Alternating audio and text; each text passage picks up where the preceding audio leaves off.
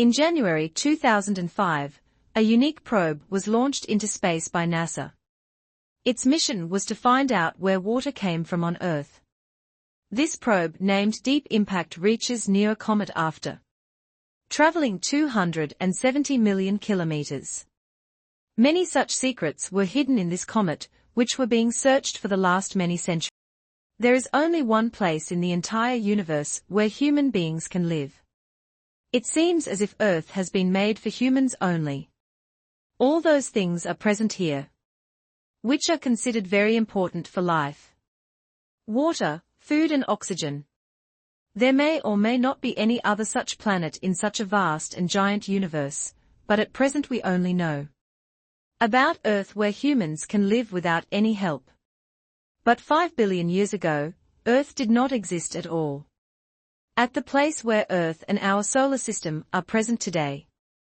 This is the edge of the Milky Way galaxy. When our planet did not exist, there used to be a very large cloud in its place. A cloud that was filled with only soil and gases.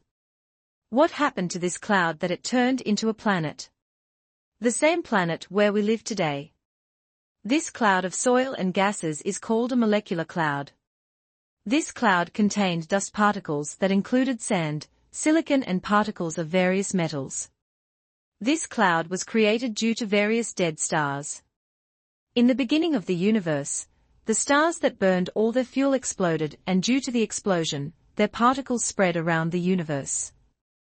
This is not like the clouds seen in the sky, but it looks like something that was captured with the help of the Hubble Space Telescope. Surprisingly, this cloud was as big as 100 light-years, which means that if any light starts traveling from one corner of it, it would have to be seen. It will take 100 years to reach the other corner of the molecular cloud. If explained in simple words, this cloud of soil was 60 lakh times bigger than the distance between the Sun and the Earth. This is the cloud from which new stars and planets are formed, and the force that creates stars and planets in this cloud is gravity. Yes, the same gravity that does not exist in space, but is generated in space. Two objects in space get attached to each other, or attract each other due to their gravity. The object with greater mass will have greater gravity. The particles of the molecular cloud kept getting attached to each other due to this gravity. The bigger particles started attracting smaller particles. These particles started colliding with each other very fast, and due to this, energy was generated which pulled the core of the cloud rotating in a circular motion towards its center. This process continued for millions of years, and the core of the molecular cloud kept growing bigger, started rotating faster, and became hotter, and after some time this huge fireball became our Sun. The remaining molecular cloud now started revolving around the Sun. The planets of the solar system, and the moons revolving around those planets, were formed from the particles and gases present in it. But how was it a mystery, but not anymore? A hypothesis about the formation of a star or sun from a molecular cloud was first presented in 1700 by German philosopher Immanuel Kant and French scholar Pierre Simon, but at that time it was just an idea. After that, between 1920 and 1950, when telescopes started becoming very advanced, it was not astronomically possible with the help of a scope. Then between 1970 and 1980, radio telescopes were used to make observations of stars. And the invention of infrared telescopes solved this problem as well. Now it became possible to look inside these clouds of dust and gases. With the help of astronomical scopes, new stars were seen being formed inside molecular clouds. This proved that new stars are born inside molecular clouds, and later planets are formed from the remaining particles of the cloud. But how does this process start? Earlier many ideas were floated about this, but then in March 2003 an experiment was done in the International Space Station, which answered this age-old question.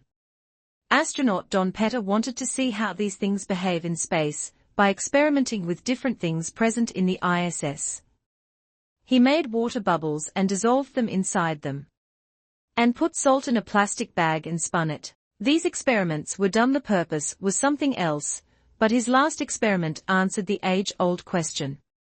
When salt was put in a plastic bag, after some time the salt particles stuck to each other because in space these particles attract each other.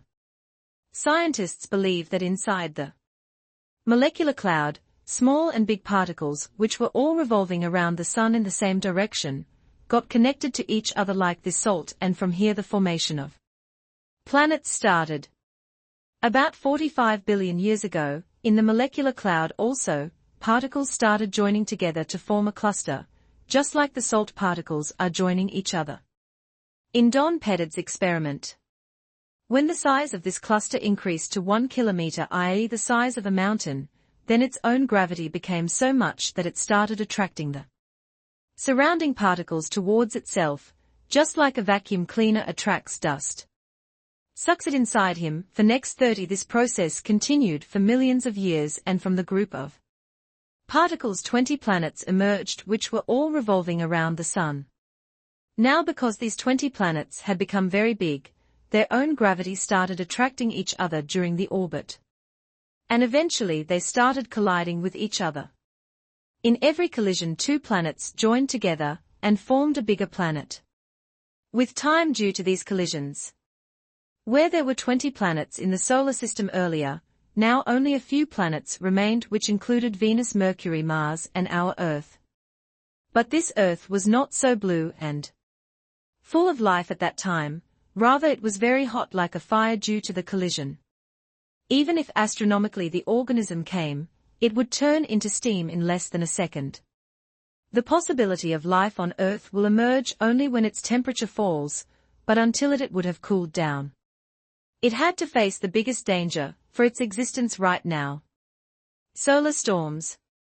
Yes, the rays coming from the sun, whenever enter a planet, they cause a lot of damage to its atmosphere. The same solar storms come to other planets too, and due to this, it is not possible for life to grow here. There is no need to go too far. On Mars, which is the neighboring planet of Earth, solar storms have destroyed the chances of life there. But the secret of how Earth fought these solar storms is hidden in the core of the Earth. When Earth started forming in the molecular cloud, its temperature increased a lot. This temperature made Earth a fireball. The stones melted and the iron and nickel present in them also melted.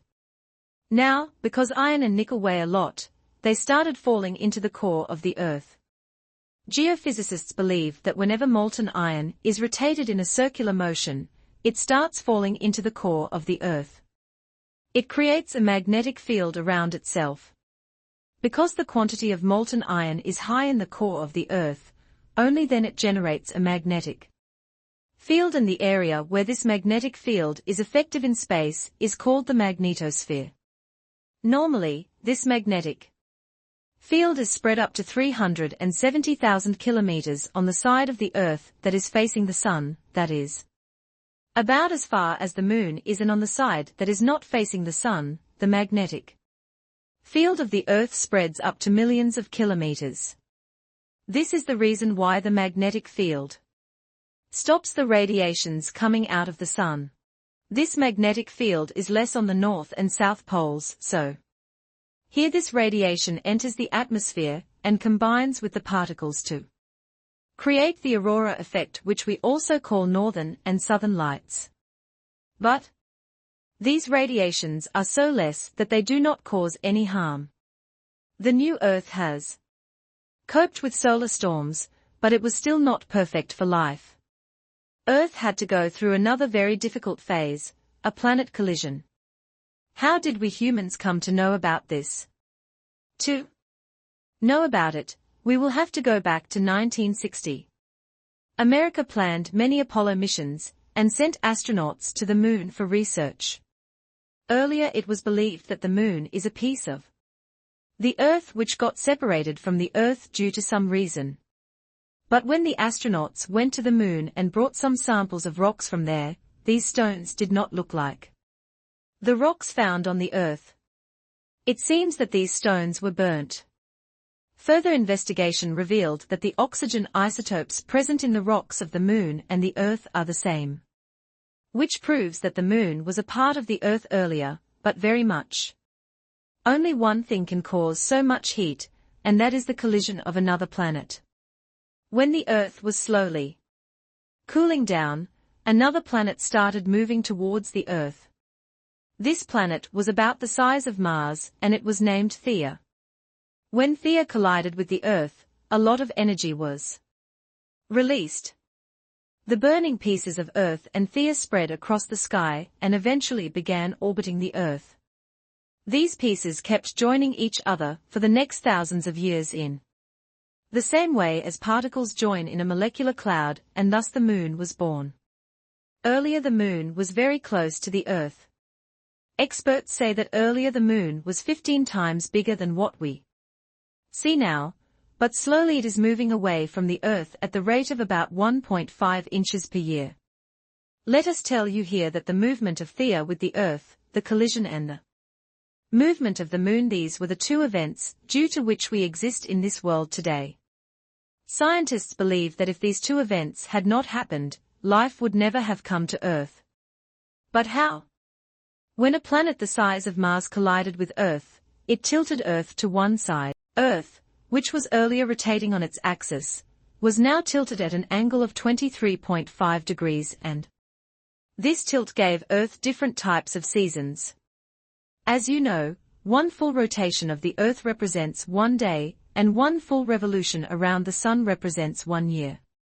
Now, because Earth is tilted at 23.5 degrees, those months of the year when the northern hemisphere is closer to the Sun, it is summer season here, and in winter, this part is far away from the Sun. Due to this tilt, there is neither uniform heat nor uniform cold on the surface of the Earth throughout the year due to these changing seasons. Because of the weather, we get to eat different fruits and vegetables, different colors can be seen throughout the year, and due to the cycle of rains in the mind, clean drinking water is available through reverse. Apart from this, due to the formation of the Moon, sea waves are also formed. These waves provide nutrients to the marine creatures because if these waves were not there, then the nutrients in the sea would remain only on a few spots. But the question here arises that sea waves will be formed only when there is water on the Earth, which is most important for life. Then where did the water come from on the Earth? This has been the biggest mystery for the scientific community. In January 2005, NASA launched a probe named Deep Impact into space. It was sent to a comet named Tempel 1, 270 million kilometers away. A 350 kilograms copper was placed in front of this probe. An impactor was installed which was to hit Tempel 1. On the 4th of July, 2005, this impactor hit the Tempel 1 comet at a speed of 1,000 km/h and created a very big crater. This impact was captured with the help of radio telescopes installed on the Deep Impact probe, and what this telescope showed was really surprising. When the light emitted due to the collision was analyzed with the help of spectroscopy, it was found that Tempel 1 is filled with water in the form of ice. Now it has been proved that water is present inside the comets present in the asteroid belt far away from the Sun, but how did these comets leave their orbit and come to the Earth, and that too in crores? Experts believe that this work can only be done by the largest planet in our solar system, Jupiter. Yes, Jupiter is the largest planet in our solar system. It is the largest planet of the world, and obviously its gravity is many times more than that of the Earth, and its special thing is that it orbits very close to the asteroid belt. Astronomically, Jupiter's gravity converted the orbit into an elliptical orbit. Normal circular orbit is when asteroids revolve around the Sun in a perfect circle, but when Jupiter's gravity attracted them towards itself, they left their circular orbit and went into an oval-shaped orbit, which is called elliptical orbit, and during this time when they came in the way of the Earth, gravity pulled them towards the Earth. Geologists believe that water was not present on the Earth in the beginning, rather it came here 500 million years after the formation of the Earth. But how did we come to know this? Zircon is a mineral which is found in rocks, and water is very important for its formation and because in this, water is present in the rocks. Uranium also has particles, that is why its age can be found out with the help of radioactive decay. Till now, the age of all the zircon samples present on Earth has been found out. It is known from that they were formed 4 billion years ago, that is, 500 million years after the Earth was formed. Earth was born from a molecular cloud. The collision of Theia, which is as big as Mars. Earth tilting and waves being created in the ocean due to the Moon. Earth getting water due to Jupiter, which is millions of kilometers away. The chances of life seem to be getting better. Even the temperature of the Earth had fallen to a great extent, to about 100 degrees Celsius. But the most important thing for life, oxygen, was still not present in the Earth. So now you tell me in the comment section, that how did oxygen come in the Earth's atmosphere? I hope you people will like and share this video of MTV a lot. I am very grateful for your loving comments. Thank you. See you in the next great video.